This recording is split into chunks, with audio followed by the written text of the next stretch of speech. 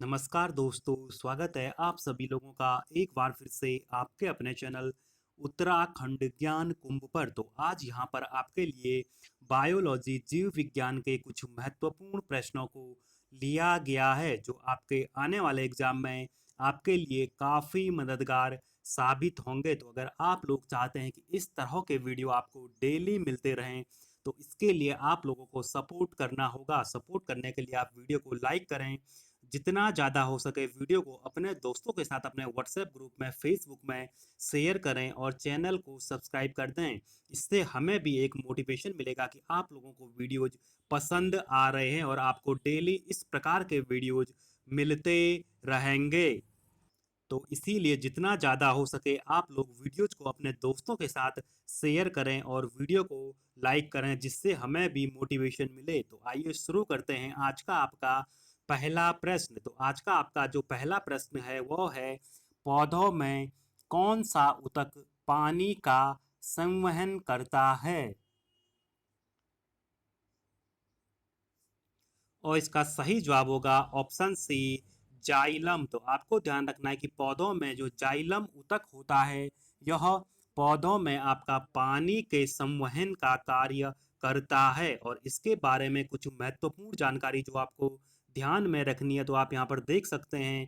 Xylem एक ऐसा जटिल स्थायी ऊतक है जो संवहन बंडल के अंदर पाया जाता है। तो अगर आपसे पूछा जाए कि जाइलम किस प्रकार का उत्तल है तो आपको ध्यान रखना कि यह एक जटिल स्थायी ऊतक का प्रकार है और यह आपका जो संवहन बंडल होता है उसके अंदर पाया जाता है। और इसी के साथ आपको ध्यान रखना है कि जाइलम जल और खनिज के परिवहन में प्रमुख भूमिका निभाता है। तो जाइलम करता है कि पौधों के लिए पृथ्वी से, भूमि से, मिट्टी से जो आपका जल हो गया और जितने भी खनिज लवण होते हैं इनका परिवहन करने का कार्य करता है। और सबसे महत्वपूर्ण बात जो आपको ध्यान रखनी है कि आपका जो जाइलम होता है यह आपका 4 प्रकार की कोशिकाओं से मिलकर बना होता है। तो आपको ध्यान रखना है कि जाइलम 4 प्रकार की कोशिकाओं से बना होता है, जिसमें पहली होती है वाहनिकाएं, दूसरी होती है वाहिकाएं, तीसरी जाइलम तंतु और चौथा होता है जाइलम मृदु ऊतक। तो आपको ध्यान रखना है कि जो जाइलम है 4 प्रकार की कोशिकाओं से बना है, वाहिनिकाएं, वाहिकाएं, जाइलम तंतु और जाइलम मृदु ऊतक। तो ये सारी बातें आपको जो है जाइलम के बारे में आपको ध्यान में रखनी है।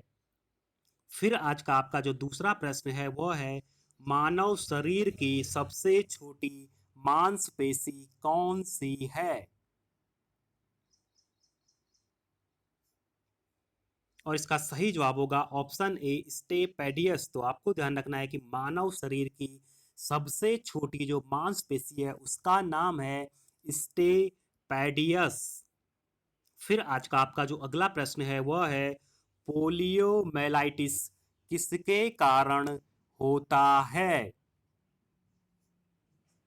और इसका सही जवाब होगा आपका ऑप्शन सी, विषाणु। तो आपको ध्यान रखना है कि जो आपका पोलियोमेलाइटिस है यह रोग आपका विषाणु जनित है, यह विषाणु के कारण उत्पन्न होता है। फिर आपका जो अगला प्रश्न है वह है, हमारी त्वचा के नीचे की छोटी रक्त वाहिकाओं को कहते हैं? और इसका सही जवाब होगा ऑप्शन बी, केशिका। तो आपको ध्यान रखना है कि त्वचा के नीचे जो छोटी रक्त वाहिकाएं होती है उनको केशिका कहा जाता है। तो आप सभी लोगों को वीडियो अच्छा लगा तो आप वीडियो को जितना ज़्यादा हो सके वीडियो को लाइक करें, जितना ज़्यादा हो सके वीडियो को अपने दोस्तों के साथ जो है वीडियो को शेयर करें और हमें सपोर्ट करें, और जिससे कि आपको ऐसी वीडियोज प्रतिदिन मिलती रहे। फिर आज का आपका जो अगला प्रश्न है वह है, एक कोशिका से दूसरी कोशिका में पानी के अणु, यहाँ पर ये होगा अणु, पानी के अणु की गति किस पर निर्भर करती है? और इसका सही जवाब होगा ऑप्शन ए, परासरणी सांद्रण। तो जो आपका परासरणी सांद्रण होता है इस पर आपकी एक कोशिका से दूसरे कोशिका में पानी के अणु की गति निर्भर करती है। फिर आज का आपका जो अगला प्रश्न है वो है, मांसपेशियों में थकान किसके संचय के कारण होती है?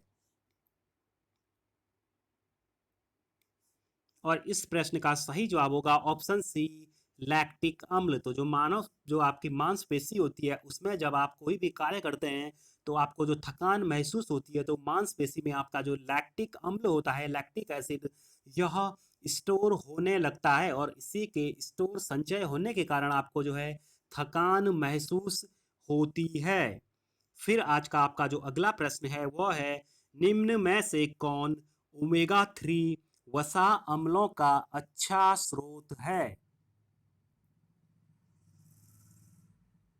और आपका सही जवाब होगा ऑप्शन सी, सार्डिन। तो आपको ध्यान रखना है कि जो ओमेगा 3 वसा अम्ल है, इसका जो अच्छा स्रोत होता है वो है सार्डिन। और ये सार्डिन एक प्रकार की आपकी मछली, फिश होती है। तो इसका जो ऑयल निकलता है इसमें आपका जो है ओमेगा 3 वसा अम्ल काफ़ी अच्छी मात्रा में पाए जाते हैं।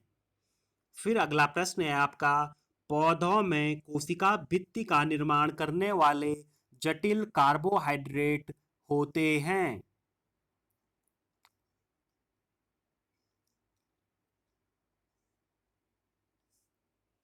और इसका सही जवाब होगा ऑप्शन डी, सेलुलोज। तो आपको ध्यान रखना है कि जो सेलुलोज होते हैं ये पौधे में कोशिका भित्ति का निर्माण करने वाले जटिल कार्बोहाइड्रेट होते हैं। फिर आज का आपका जो अगला प्रश्न है वो है, पुष्प में स्त्री केसर के शीर्ष भाग को कहते हैं। और इस प्रश्न का सही जवाब होगा ऑप्शन ए, वर्तिकाग्र। तो आपको ध्यान रखना है कि जो पुष्प में जो स्त्रीकेसर का जो टॉप पार्ट होता है, शीर्ष भाग होता है, इसको आपका वर्तिकाग्र कहा जाता है। फिर आज का आपका जो अगला प्रश्न है वो है, पेप्सिन एंजाइम कहाँ से स्रावित होता है?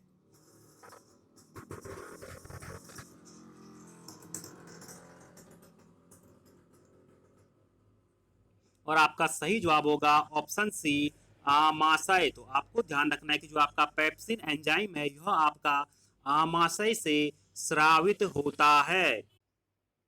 और आमाशय के बारे में आपको कुछ महत्वपूर्ण बातें ध्यान रखनी है कि जो आमाशय की जो म्यूकोसा में आपकी जठर ग्रंथियां पाई जाती है, और जो जठर ग्रंथियां होती है यह आपकी 3 प्रकार की होती है। तो अगर आपसे पूछा जाए कि जो आमाशय में जठर ग्रंथियां पाई जाती है यह कितने प्रकार की होती है, तो यह 3 प्रकार की होती है। पहली होती है म्यूकस का स्राव करने वाली श्लेष्मा ग्रीवा कोशिका, दूसरी होती है पैप्टिक या मुख्य कोशिकाएं जो आपका पेप्सिन का स्राव करती है, और तीसरी होती है भित्तीय कोशिकाएं।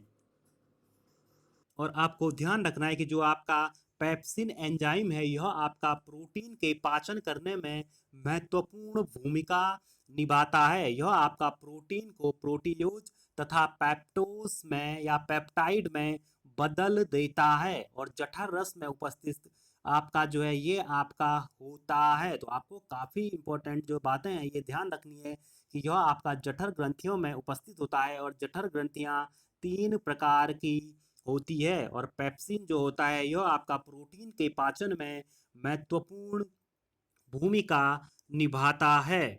फिर आज का आपका जो अगला प्रश्न है वह है, पौधों की पत्तियों में रंध्रों के माध्यम से होने वाली जल हानि को कहा जाता है?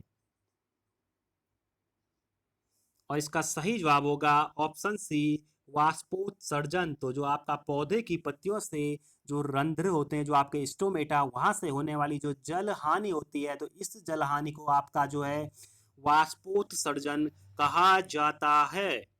फिर आज का आपका जो अगला प्रश्न है वो है, टॉक्सिकोलॉजी किसके अध्ययन से संबंधित है? और इसका सही जवाब होगा ऑप्शन ए, विष यानी पॉइजन। तो जो टॉक्सिक होता है इसका जो अर्थ होता है वो पॉइजन होता है। तो आपको ध्यान रखना है कि टॉक्सिकोलॉजी आपका जो विष होता है उसके अध्ययन से संबंधित है।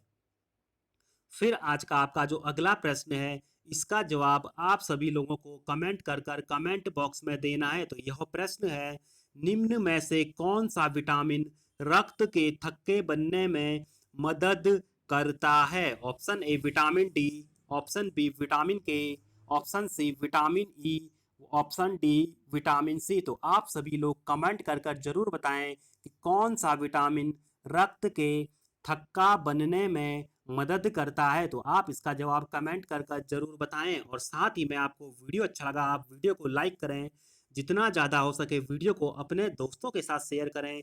और अभी तक आपने अगर हमारे चैनल को सब्सक्राइब नहीं किया तो नीचे आपको जो सब्सक्राइब का बटन दिख रहा है इस पर क्लिक कर चैनल को सब्सक्राइब कर दें, जिससे कि आने वाले टाइम में आपको ऐसे महत्वपूर्ण वीडियो लगातार मिलते रहें। धन्यवाद।